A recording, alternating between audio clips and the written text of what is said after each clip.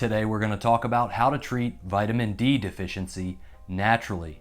I'm going to show you guys some of the research and dispel a few of the myths, and then I'm going to share my own personal journey over the past year or so and show you guys how I overcame a vitamin D deficiency on a vegan lifestyle without supplements. And then at the end of this video, I'm going to announce the winner of the giveaway from last week for a copy of Oversaturated by Dr. Evan Allen. Vitamin D deficiency is really a sunshine deficiency. Now I know a lot of y'all might not want to hear that, especially if you work inside or live in a place like Seattle, vegan phobic, but I think one of the things we have to accept is that if you want to have healthy vitamin D levels, you've simply got to get outside and get some sun in your life. It's good for you, and as long as you don't get sunburned all the time, I think that that is the long-term solution to having vitamin D levels that are healthy and in range. But what is the right range for vitamin D levels? That's where part of the confusion comes in, because depending on where you look on the internet, you're going to see different values. So one of the trusted sources of information about health that I find is Dr. McDougall, who cites this chart where he shows that anything below 25 nanomoles per liter is considered deficient. And then interestingly, he says 25 to 50 nanomoles per liter is considered insufficient. And we'll see why that's interesting in a second.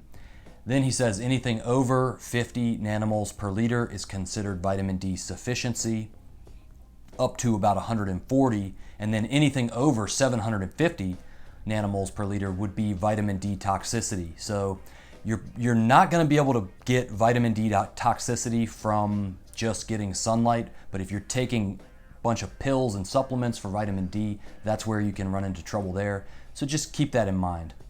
All right. The interesting thing is, when I got my blood tested at LabCorp, the interval range for healthy was between 30 to 100 nanograms per milliliter, which is apparently a more common unit of measurement here in America than the nanomoles per liter that Dr. McDougall was using. So it turns out I'm actually not as low as I thought I was when I initially filmed this video. And that's one of the reasons why this can be confusing. So let's break this down a little further.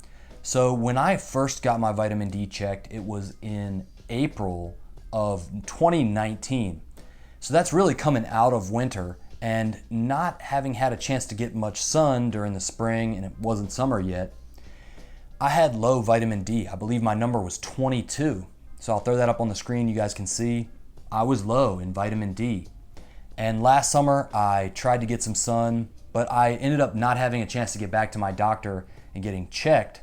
And so this summer, going back and looking through some of my values, I realized, last year I got low in vitamin D and I never followed up to see if I got enough sun to make a difference. So the real question is, can going outside and getting sun provide you with enough vitamin D to take your levels from a deficient level and boost them up into sufficiency to where you're healthy? And that's what I focused on trying to do this summer. I don't know if some of you guys have seen my YouTube story, but check this out. Nobody is excused from needing sunshine, and that means you too and me, because last summer I didn't make it a priority, and quite frankly, my vitamin D levels got lower than they should have. You have to make it a priority. You do need to make it a priority during spring, summer, and fall to get outside and get some sun on your skin. Now, you don't have to strip down to swimwear.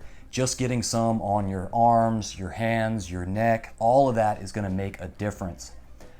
But I want to mention this. The higher that the melanin content in your skin means that you will need to get more time in the sun. So if you have higher melanin content in your skin, then plan for getting some extra sun during the spring, summer, and fall. Now let's dispel some of the myths around vitamin D and diet. Personally, eating a plant-based diet and living a vegan lifestyle, I find that people try to criticize the vegan lifestyle on the internet and say that it's more likely that you would end up getting vitamin D deficient.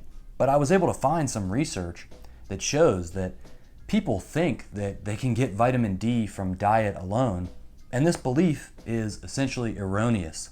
No matter what diet you eat, you're going to need to get outside and get some sunshine on your body in order to maintain healthy levels of vitamin D. So what happened this summer, making it a priority, getting outside, getting lots of sun? I went back in July and got my vitamin D levels checked. And when the results came back, I was satisfied to see that my levels went up to 57 nanograms per milliliter, which is approximately 140 nanomoles per liter. And that is right around the top of the safe range quoted by Dr. McDougall. And I accomplished that naturally without supplements, just getting some sunlight. Now, I cannot tell you exactly what the right range is for you, but I can assume that you don't want to get deficient. So get outside and get some sun. Now, one of the things I want to do is announce the winner of the contest from last week. We're talking about a copy of Dr. Evan Allen's book, Oversaturated. You guys can check this out right here. And one of the things that I did was I ran a random comment generator on that video. And the winner of this book is going to be not George Bruno, Anthony Bruno. I almost said George Bruno. Sorry, George Bruno. It's not you, brother, on that carnivore diet. It's Anthony Bruno. Turns out his birthday was last week, and he is the winner. You can't make that up. That's how it went down. I will send you a comment. I'll reply, and we'll go ahead and coordinate getting that sent out to you.